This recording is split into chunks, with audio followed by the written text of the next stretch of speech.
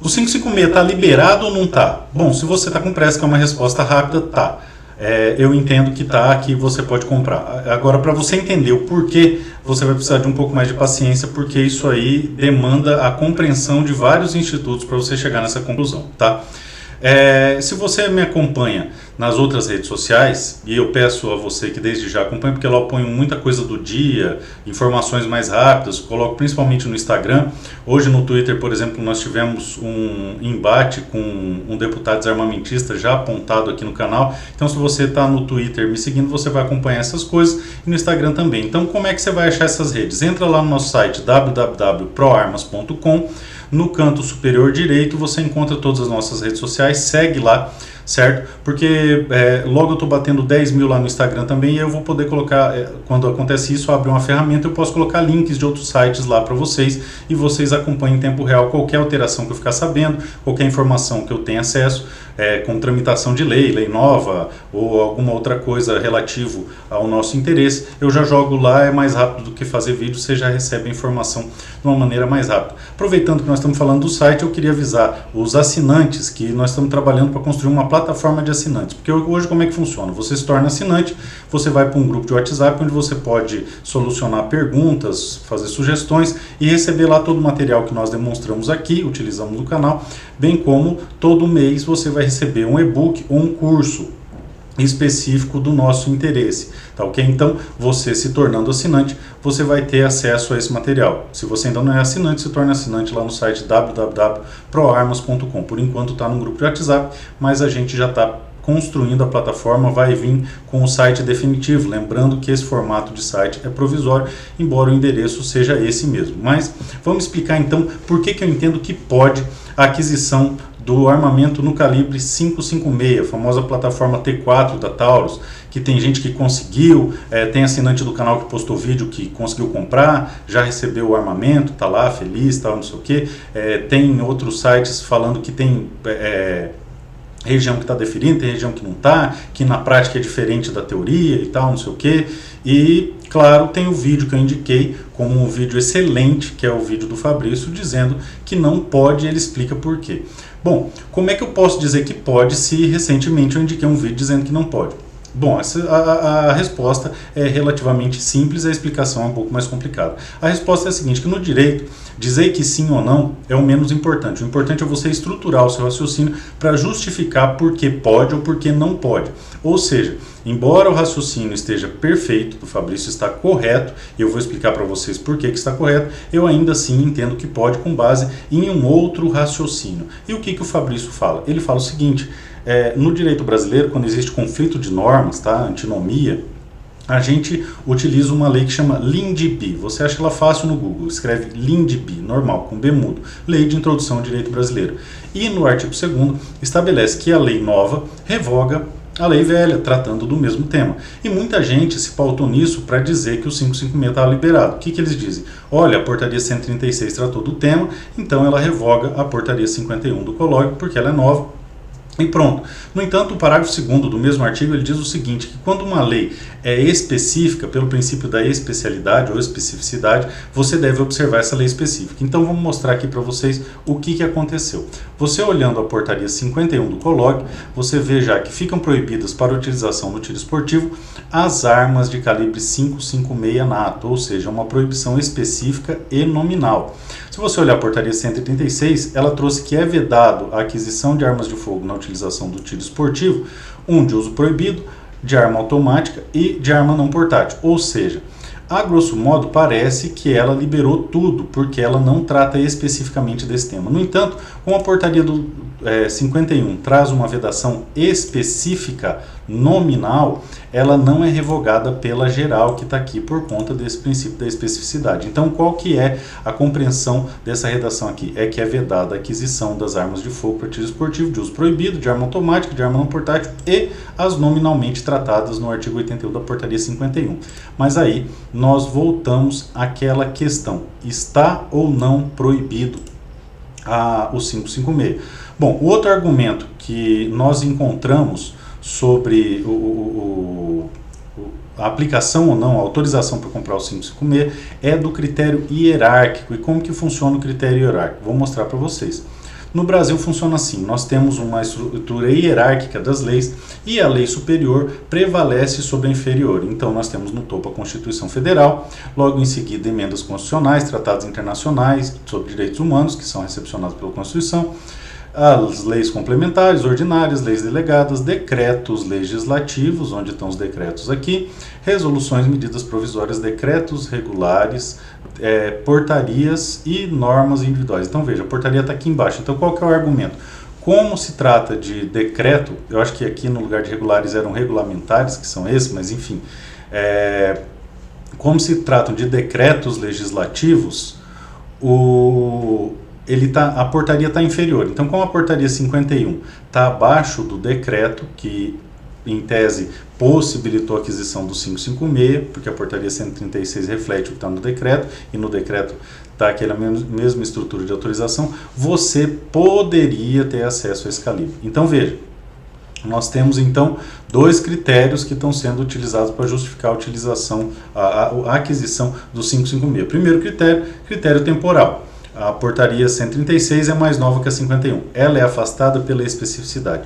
Segundo critério hierárquico. E o critério hierárquico também é afastado pelo mesmo princípio da especificidade. O que acontece? O fato de ter uma lei superior que amplamente permite ou não proíbe uma conduta, mas tem uma inferior que proíbe uma conduta específica, ela não é revogada. Eu vou dar um exemplo para você, tá? Faz de conta que saiu uma lei dizendo que é permitido pescar nos rios do Mato Grosso do Sul.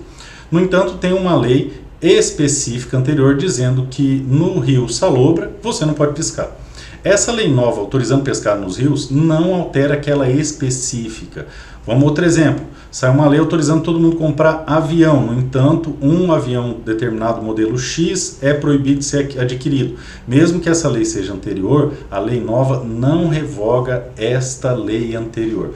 Então veja, o critério da especificidade acaba afastando tanto a questão da hierarquia, porque não houve uma antinomia real, não tem um conflito expresso entre essas duas normas, não tem a previsão taxativa para a aquisição do 556, mas ao mesmo tempo o critério temporal também não é suficiente, por conta também da especificidade. Então, você deve estar se perguntando, então acabou os critérios, então não pode. Não é isso, pode, mas o critério é outro, tá? O critério a ser utilizado para aquisição do 556 é o chamado critério ontológico, tá?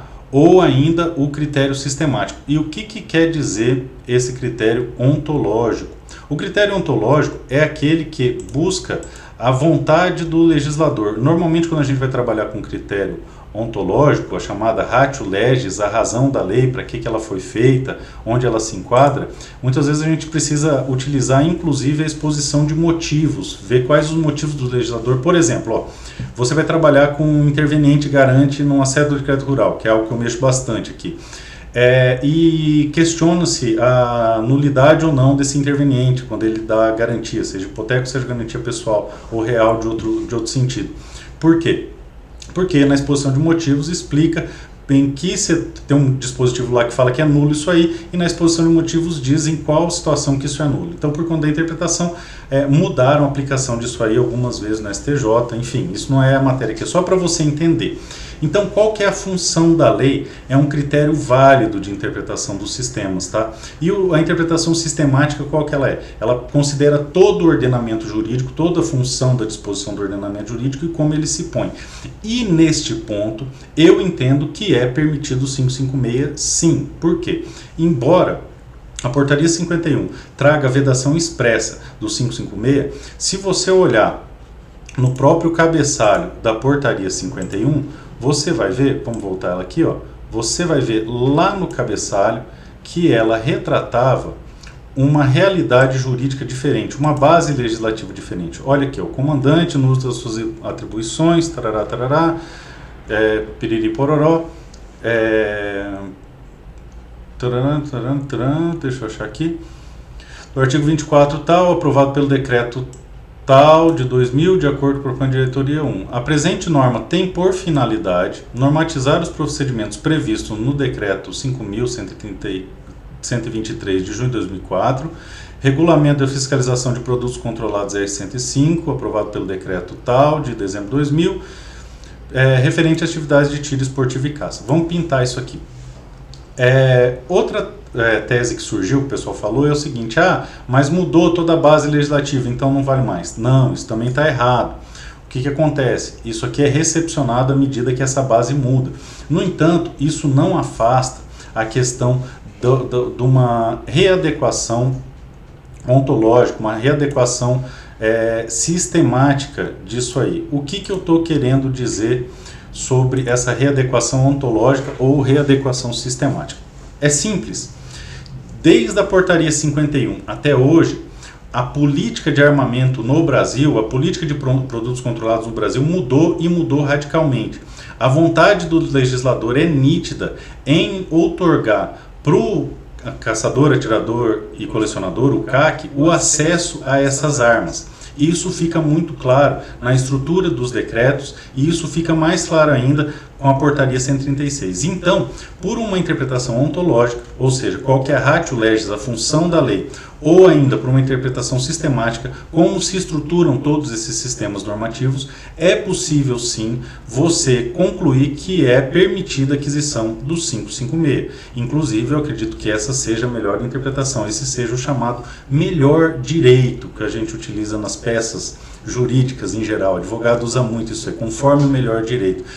Qual que é o problema? O problema, como o próprio Fabrício alertou, é que o Exército sempre tem uma interpretação restritiva, ele sempre vai para o lado mais restritivo. Então, o que acontece aqui?